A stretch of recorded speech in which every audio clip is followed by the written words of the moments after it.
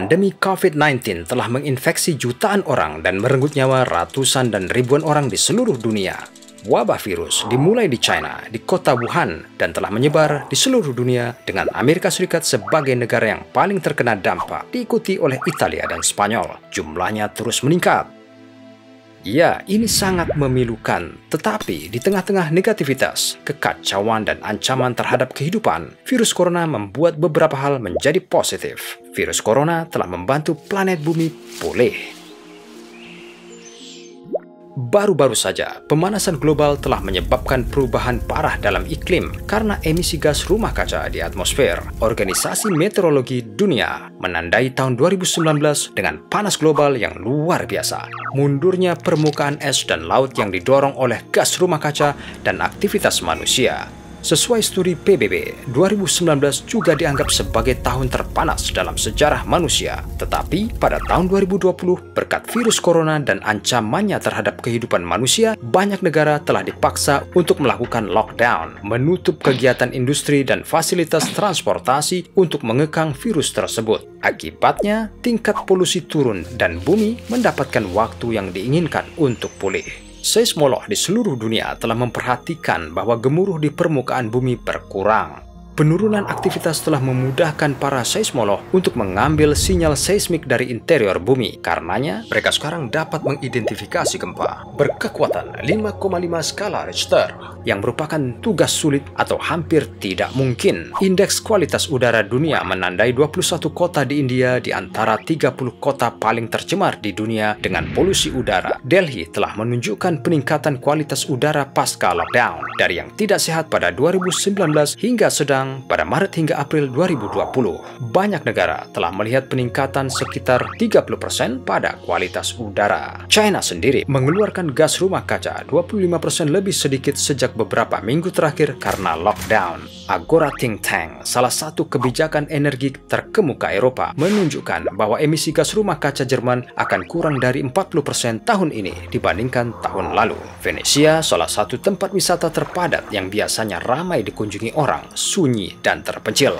Air di kanal juga menjadi lebih bersih dan lebih jernih dengan larangan berperahu. Walaupun virus corona telah merenggut nyawa banyak orang, ia juga membangunkan kita untuk melihat gambaran yang lebih besar bahwa masing-masing kita dalam ekosistem kita sendiri adalah bagian dari sistem yang saling berhubungan dan kita punya kekuatan untuk berubah. Setiap tindakan individu dapat menciptakan efek gelombang untuk membantu menyembuhkan ekosistem alami bumi. Ya, masing-masing kita harus menjaga keseimbangan ini. Dengan catatan itu, mari kita melawan virus corona bersama-sama dan memastikan kita sembuh bersama dengan planet kita. 1. Penyakit nggak kenal batas, jenis kelamin, ras, bahasa, atau wajah.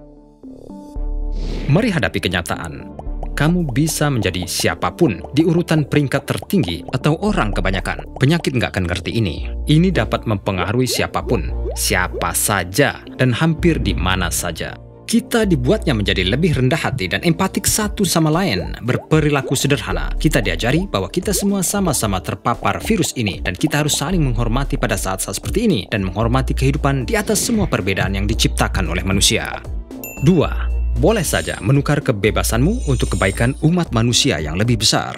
Sederhana, jika kamu keluar, pakai masker, pertahankan jarak sosial, dan lakukan tindakan pencegahan yang diperlukan. Kita seharusnya nggak keluar dan menimbulkan masalah. Baiknya tinggal di rumah. Ya, kita paham. Bersosialisasi merupakan kunci siapa kita manusia.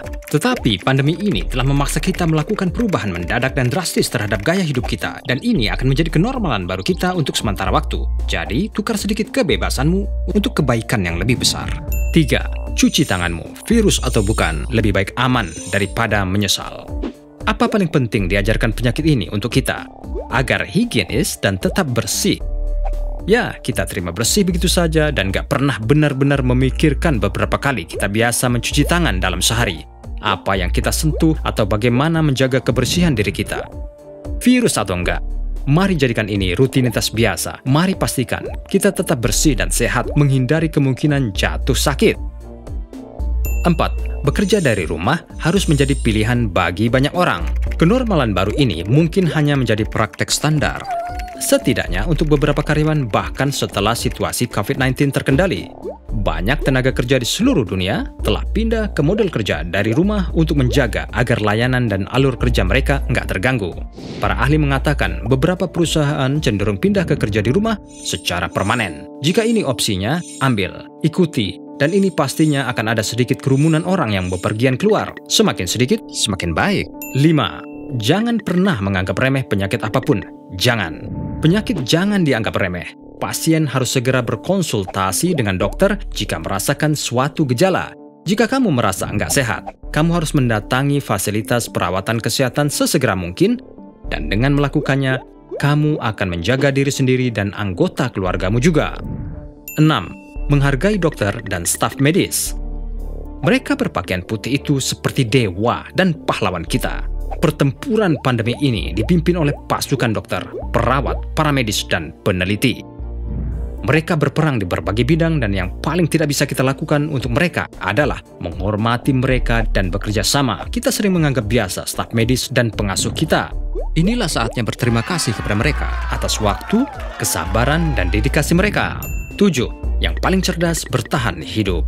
Sementara kebanyakan kita menghadapi lockdown saat ini, hidup mengajari kita cara menangani banyak masalah seperti kurangnya hal-hal penting dan belajar mengelola pekerjaan rumah tangga dan banyak lagi. Ya, kebanyakan kita perlu tahu cara memasak dan ini adalah saat-saat terbaik yang dilakukan semua orang untuk belajar dan dengan melakukannya menyelamatkan diri. Manfaatkan sepenuhnya. Dengan sedikit yang kamu miliki, kelangsungan hidup yang paling cerdas adalah kenormalan baru.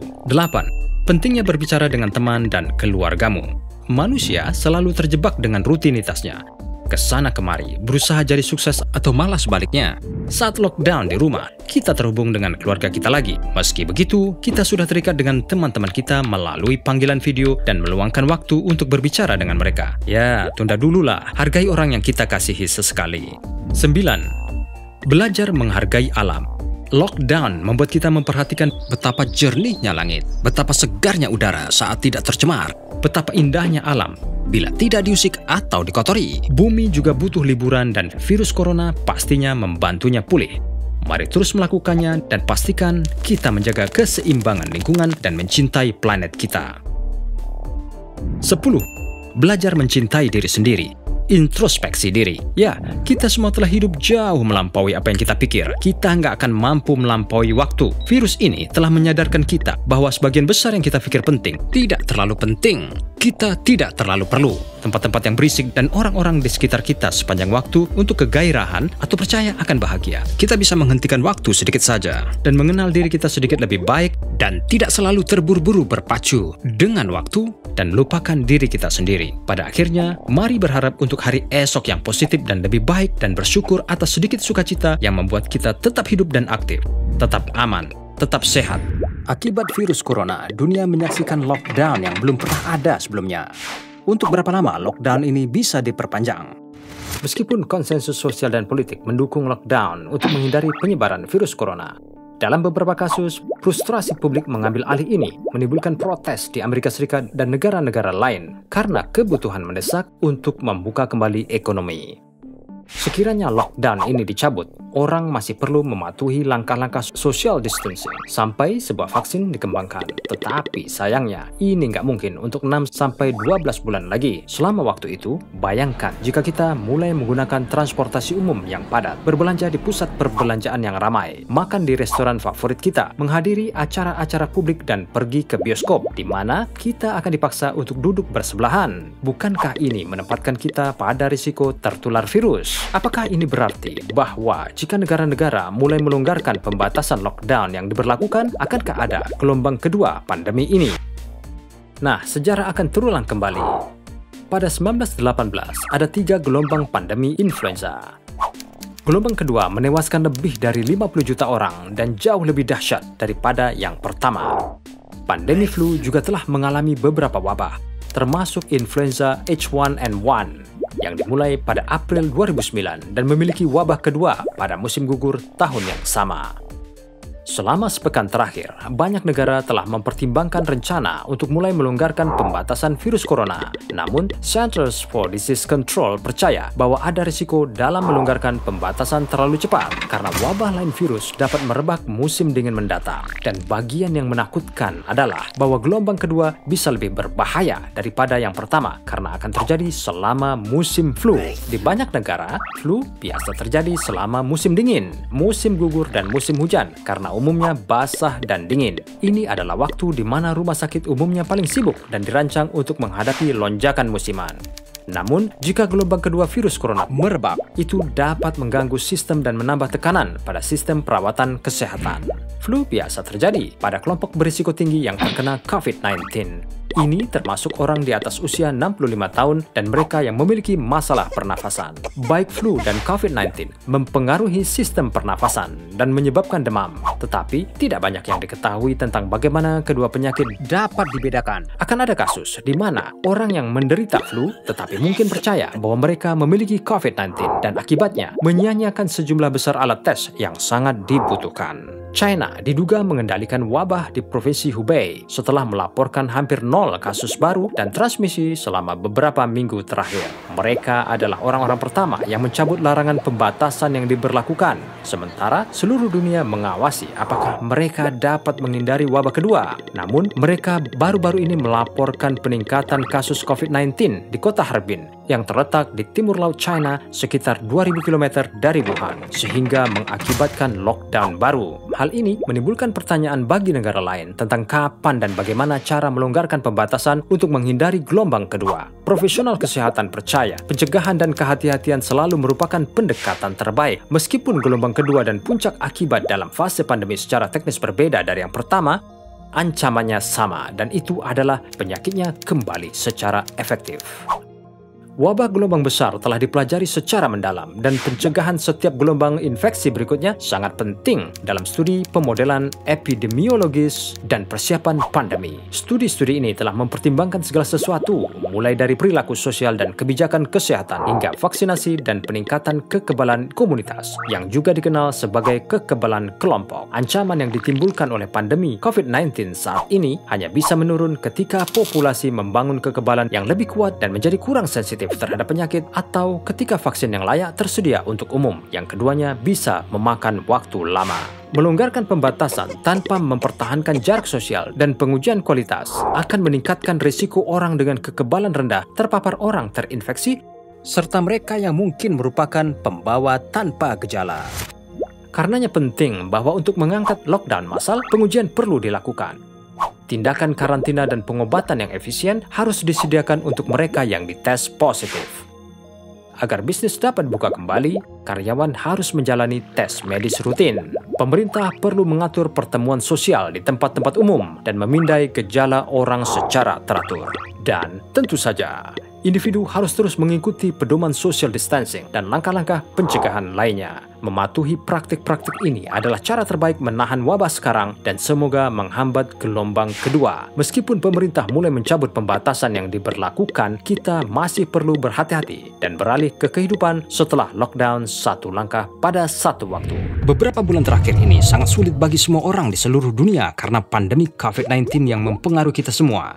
Tetapi, kita perlahan-lahan bekerja menuju hari esok yang lebih baik dan merangkul kenormalan baru. Namun, saat mengunci diri di rumah, kami yakin mungkin ada banyak hal yang kamu lewatkan, seperti keluar bepergian jauh, menonton film di teater, pergi berlibur, atau malam-malam yang syahdu di restoran yang indah, makan makanan favorit kamu. Ya, kita semua merindukannya, bukan? Dan kita nggak bisa menahan rasa penasaran dan bertanya-tanya, seperti apa rasanya makan pasca COVID-19? Mari cari tahu dampak makan di luar dan akan terlihat seperti apa di dunia pasca virus corona. Virus corona membuat penjualan restoran merosot, dari rantai makanan cepat saji yang murah hingga restoran mewah. Ya, industri makanan sudah cukup menderita. Para ahli mengatakan semua tak akan pernah sama. Bagaimana selanjutnya? Bagaimana mereka bertahan hidup dan apakah mereka akan buka usaha lagi? Ketika restoran ditutup, pemilik harus membuat keputusan sulit melepaskan karyawan karena mereka tidak sanggup membayar gaji mereka. Ribuan orang kehilangan pekerjaan dalam sekejap tanpa sarana penghasilan lain. Tanpa kejelasan tentang situasi, pengusaha dan karyawan keduanya merasa seperti mereka dalam perbaikan tanpa ada yang meminta bantuan. Pada akhirnya, seluruh restoran berharap mereka dapat membuka kembali ruang makan dan pelanggan kembali. Dan hingga saat ini, beberapa restoran hanya bertahan dengan menyediakan pilihan take out dan delivery sambil menjaga kebersihan. Tapi, berapa lama ini akan berlangsung? Apa saja kemunduran yang dihadapi restoran bahkan setelah COVID-19 berlalu?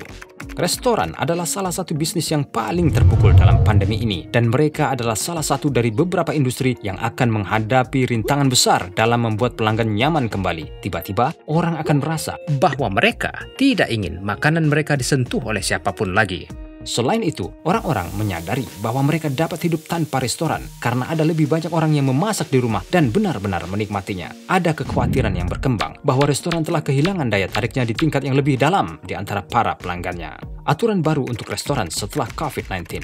Bahkan ketika kita akhirnya berada di sisi lain COVID-19, orang masih takut berada di tempat ramai. Jadi, untuk bertahan di masa pasca COVID-19 dan ketika restoran akhirnya diizinkan untuk buka, mereka harus sepenuhnya mengubah cara-cara yang sudah ada dengan menetapkan norma-norma baru tentang bagaimana menangani pelanggan dan membuat mereka merasa aman. Berikut adalah beberapa perubahan potensial yang akan kita lihat di restoran. 1. Meja ditempatkan di luar. Berakhirnya pengaturan tempat duduk yang nyaman. 2. Pengurangan jumlah meja hampir setengahnya. 3. Meminimalkan kontak manusia secara maksimal dengan menggunakan metode pemesanan dan pembayaran digital yang tidak memerlukan penanganan tunai atau kartu kredit. 4. Tidak ada layanan buffet.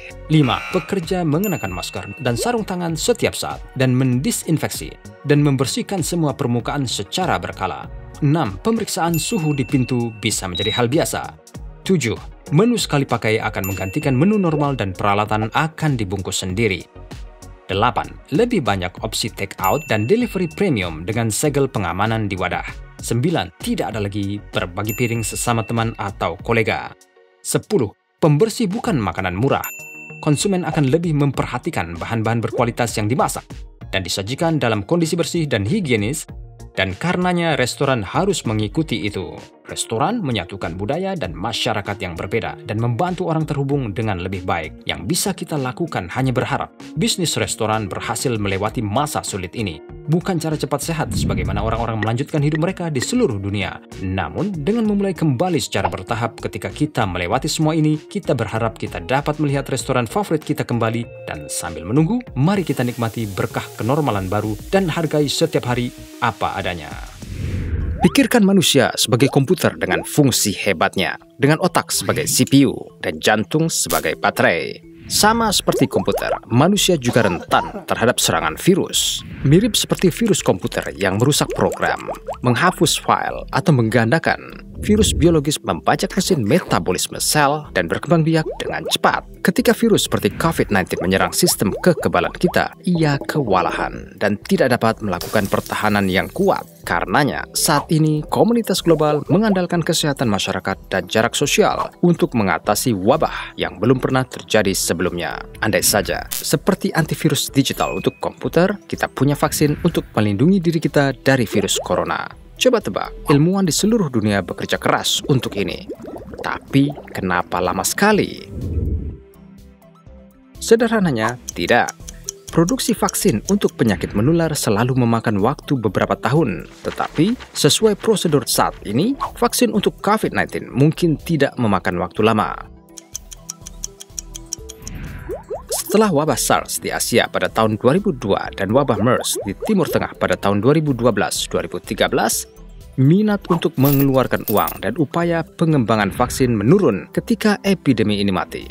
Jadi, meskipun telah mengumpulkan cukup pengetahuan tentang epidemi ini, permintaan pendanaan untuk vaksin ditolak mentah-mentah. Jadinya, kita melanjutkan penelitian untuk vaksin yang ditinggalkan pada tahun 2014.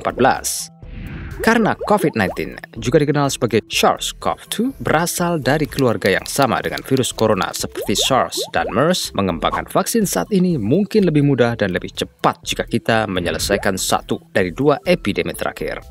Selain itu, vaksin sebagai produk tidak terlalu menguntungkan. menuntut penelitian dan produksi yang mahal dan memakan waktu. Tanpa jaminan keberhasilan, resiko finansial menjadi alasan yang cukup bagi perusahaan farmasi untuk sama-sama menghindari kegiatan ini. Untuk mengurangi risiko ini dan mendorong produksi yang cepat, pemerintah, industri, dan organisasi internasional bekerja sama. CEPI, Koalisi untuk Inovasi Kesiapsiagaan Epidemi, meminta dana sebesar $2 miliar untuk mendukung pengembangan vaksin, uji coba, dan peningkatan kapasitas produksi. Setelah pneumonia virus corona terdeteksi pada Desember 2019 dan urutan genetik COVID-19 diterbitkan pada 12 Januari 2020, urgensi internasional dipicu untuk bersiap menghadapi wabah dan mempercepat pengembangan vaksin pencegahan untuk mengatasi virus tingkat transmisi cepat yang memperdaya kita. Benar saja, aliansi antara pemerintah untuk mengatur sumber daya dan membuat banyak vaksin dalam waktu yang dipersingkat menghasilkan 19 vaksin berbeda yang sedang menjalani uji klinis. Dari jumlah tersebut, 12 sedang menjalani pengujian tahap 1 dengan sukarelawan sehat. 4 orang telah menyelesaikan pengujian tahap 1, menunggu laporan. 2 sedang menjalani pengujian tahap 2 pada pasien dan 1 sedang dalam tahap 3. Hampir semua vaksin ini bergantung pada pengetahuan terbatas tentang struktur molekul yang dikumpulkan selama epidemi SARS dan MERS. Sungguh, kemajuan yang kita buat dalam waktu sesingkat itu sungguh fenomenal. Jadi, apa artinya ini bagi kita? Jika suatu vaksin dikembangkan dalam waktu yang diperkirakan, maka kita akan memiliki opsi pencegahan jika COVID-19 muncul kembali pada tahun 2021. Jika gagal pada akhir 2020, pendekatan inovatif dan kooperatif yang diambil oleh komunitas internasional untuk mengembangkan vaksin akan tetap memiliki dampak yang langgeng karena mereka menghasilkan waktu tercepat dari desain vaksin hingga uji coba, membuat penemuan dan produksi lebih cepat, lebih terpercaya. Tidak ada yang seperti virus yang benar-benar menyatukan kemanusiaan. Pastinya terjadi kepanikan akibat virus corona yang sedang melanda dunia saat ini. Tetapi, kita juga terbiasa menangani hal ini dengan cara kita sendiri. Tetap bersih, menjaga kebersihan, mencuci tangan, dan tentu saja yang paling populer, social distancing. Social distancing secara harfiah berarti menjauhkan diri dari orang lain secara fisik, yang berarti menghindari jabat tangan dan menyapa orang dengan cara apapun tanpa sentuhan. Jadi, kita tidak berjabat tangan. Lalu, bagaimana kita bisa gunakan tangan kita untuk saling sapa, memberi hormat, dan tanda damai? Melambaikan tangan, membungkuk, atau namaste. Betul, namaste. Gerakan tangan paling populer yang terus berkembang dan tampaknya telah menggantikan jabat tangan. Presiden Amerika Serikat Donald Trump menulis di Twitter tentang bagaimana ia menyapa Perdana Menteri Irlandia dengan namaste. Presiden Prancis Emmanuel Macron memutuskan untuk menyapa semua rekannya dengan namaste juga. Sama dengan Pangeran Charles yang terlihat menyapa orang-orang dengan namaste, yang sekarang dikenal sebagai tindakan pencegahan terhadap virus corona. Jadi tidak ada lagi halo, tapi semua namaste. Apa arti namaste? Berasal dari bahasa Sanskerta. Namaste dibentuk dengan menggabungkan dua kata, namas dan te. Namas berarti membungkuk, adorasi, dan salam, dan te berarti untukmu. Karena itu, makna harfiah namaste adalah membungkuk untukmu. Namaste adalah salam yang umum dalam yoga juga. Ini adalah isyarat untuk mengirim pesan spiritual damai ke alam semesta dengan harapan menerima pesan positif kembali. Sebagian besar mengatakan namaste juga sebagai sarana untuk berterima kasih kepada guru mereka atau menggunakannya sebagai ungkapan kelegaan. Namaste juga digunakan untuk pengampunan dan merupakan cara yang sopan untuk menerima kesalahan atau meminta maaf. Cara membuat gerakan namaste. Sederhana saja, satukan kedua tangan. Posisikan telapak tangan di tengah tubuh dengan kedua siku terbuka. Kedua tanganmu harus menjadi cermin sempurna satu sama lain. Pegang jari-jarimu bersama. Buat gerakan kecil untuk membungkuk sambil mengucapkan namaste. Mata harus ditutup dan tidak ada benda yang harus diletakkan di tangan saat memberi isyarat. Itu saja. Dan namaste yang sempurna siap.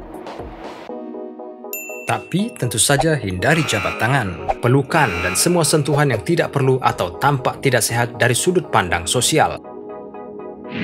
Kurangnya kontak fisik benar-benar dapat membantu menciptakan aura yang lebih positif dan mengurangi kemungkinan hal-hal negatif. Tetap di dalam rumah, tetap aman, dan namaste.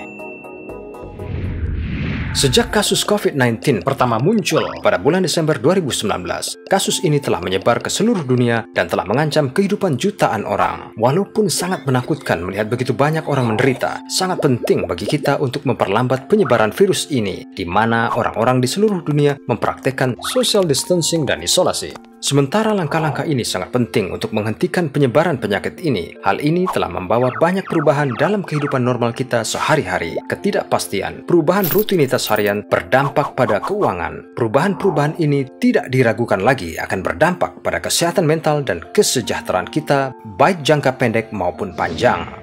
Apa saja berbagai jenis gangguan mental? Setelah wabah SARS pada tahun 2003, ada peningkatan tingkat kecemasan, depresi, dan stres pasca trauma. Dan karenanya dalam konteks COVID-19 akan ada peningkatan dalam kasus depresi, kegelisahan, dan kesepian.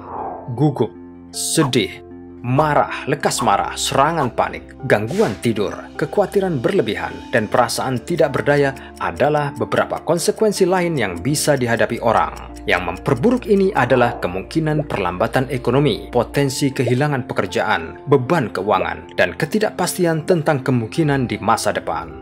Mengapa kita merasa stres, khawatir, atau cemas?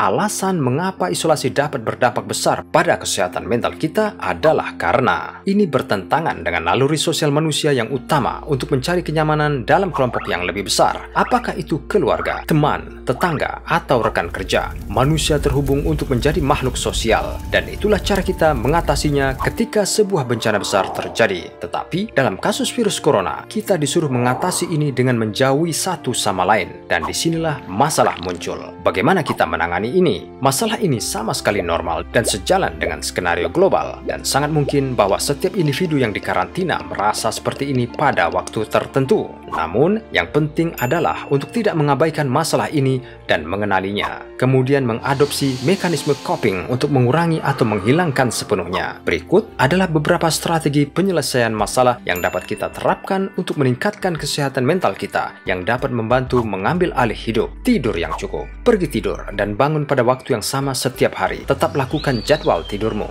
Berpartisipasi dalam aktivitas fisik reguler. Aktivitas fisik dan olahraga yang teratur dapat membantu mengurangi kecemasan dan merupakan komponen penting untuk meningkatkan kesehatan fisik dan mental. Jadi, ikuti rutinitas menari atau tutorial latihan dan terus bergerak. Makan sehat. Pilih diet sehat yang seimbang. Betapapun hebatnya godaan tontonan favorit dan semua makanan ringan karantina yang tidak sehat, jangan tergoda. Batasi ponsel. Matikan perangkat elektronik selama beberapa waktu setiap hari, termasuk 30 menit sebelum tidur. Buat inisiatif untuk menghabiskan lebih sedikit waktu di depan layar, tablet, komputer, dan telepon. Santai dan ulangi aktivitas. Melakukan sesuatu yang positif untuk mengatasi kecemasan adalah strategi penyelesaian masalah yang sehat. Bahkan, beberapa menit waktu tenang dapat menyegarkan dan membantu menenangkan pikiranmu. Banyak orang mendapat manfaat dan latihan seperti yoga dan meditasi. Kamu bisa berendam dalam bubble bath, mendengarkan musik, atau membaca buku. Apapun yang cocok untukmu dan membantumu rileks, praktikkan secara teratur. Tetap sibuk. Cari distraksi yang dapat menjauhkanmu dari siklus pikiran negatif yang menyebabkan kecemasan dan depresi. Nikmati hobi yang bisa kamu lakukan di rumah, mengikuti kelas virtual, memulai proyek kerajinan, atau sekedar membersihkan lemarimu. Batasi eksposur ke media berita. Berita konstan tentang COVID-19 dari semua jenis media dapat meningkatkan kekhawatiran tentang penyakit ini. Batasi media sosial yang dapat membuatmu percaya rumor dan informasi palsu. Tetapkan prioritas. Jangan jadi repot dengan membuat daftar hal yang mengubah hidup untuk dicapai saat kamu di rumah. Tetapkan tujuan yang masuk akal setiap hari, dan ambil langkah untuk mencapai tujuan itu. Media sosial dapat membuatmu merasa seperti bagian dari sebuah pertandingan balapan. Jangan lihat dengan orang lain yang lebih produktif daripada kamu, dan beri penghargaan pada diri sendiri untuk setiap langkah ke arah yang benar. Tidak peduli seberapa kecil, bahwa beberapa hari akan lebih baik daripada hari lain. Berhubungan, ini adalah masa krisis, tetapi kita bersama-sama di sini. Kirim SMS atau telepon untuk mengecek teman, anggota keluarga, dan tetanggamu, terutama mereka yang berusia lanjut. Telepon sebentar dapat membuat hari seseorang jauh lebih baik. Gerakan kebaikan yang sederhana dapat membuat siapapun bahagia, dan pada gilirannya dapat membuatmu merasa baik juga. Mencari bantuan, walaupun punya cara kita dapat menjaga diri kita sendiri, ingatlah bahwa jika kamu mendapati kesehatan mentalmu memburuk, yang terbaik adalah beralih ke profesional kesehatan mental untuk bantuan terbaik. Jadi, bersabarlah dan berharap hari esok yang lebih baik. Tetap aman dan jaga kesehatan, serta jadilah sehat, baik secara fisik maupun mental.